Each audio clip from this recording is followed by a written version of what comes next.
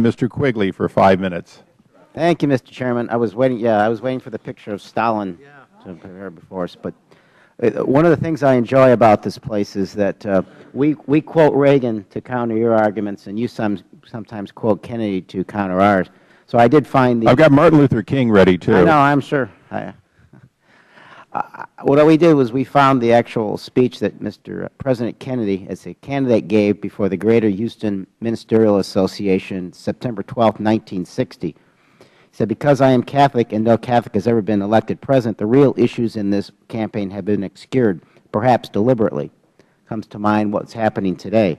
"I believe in America that is officially neither Catholic, Protestant, nor Jewish, where no public official either requests or accepts instructions on public policy from the Pope, the National Council of Churches, or any ecclesiastical source."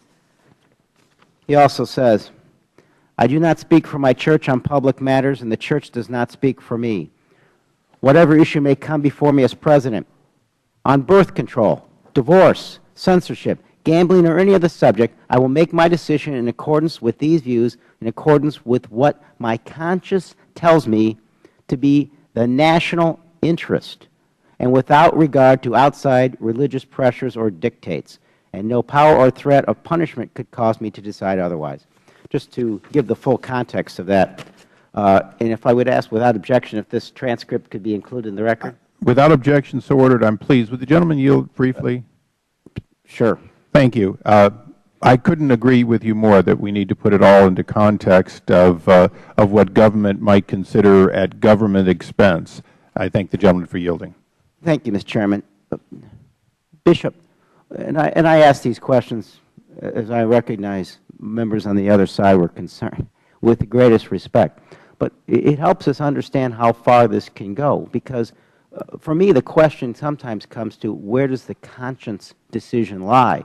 Does it lie with a group of men as the panel today, or the Council of Bishops?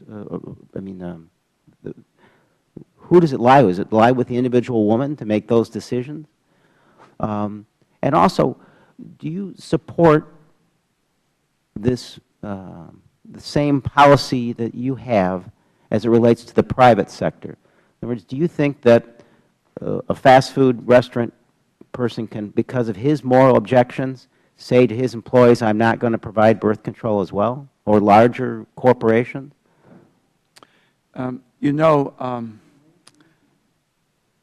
If there is real religious liberty in our country, then churches, even if there is disagreement within those churches, have the God-given right to run their own institutions and their own internal affairs according to their teachings.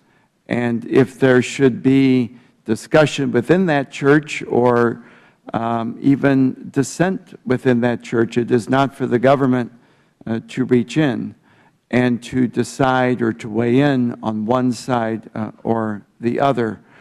The fact of the matter is that a lot of people like to work for the Catholic Church. That's one I can speak for, because they like to work for mission.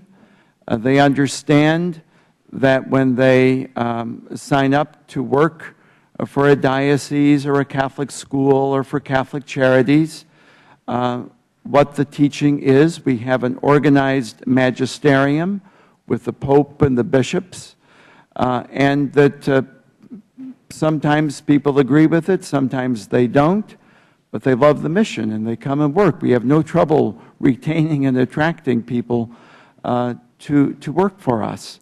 We provide great health care plans, but under these rules, we might have the best health care plan in the world, but if even one of these so-called preventive services were not in our plan, we'd be fined $2,000 per employee. Would the gentleman yield? I'm sorry, I'm just so short on time. Bishop, getting to the question, do you believe that a private sector company, if the owner or the board have moral objections, for the same moral objections you do, which I respect, do you think they have a right to deny offering contraceptive services? I think that that freedom obtains right now. It already obtains. They can already do that. And Well, it's, we're talking about legislation, Bishop, and Right. there's legislation also proposed right now that would extend this to the private sector. we're saying that this legislation should not do so. We've been able to have that freedom now, and the world has not fallen in upon itself. The gentleman's time has expired.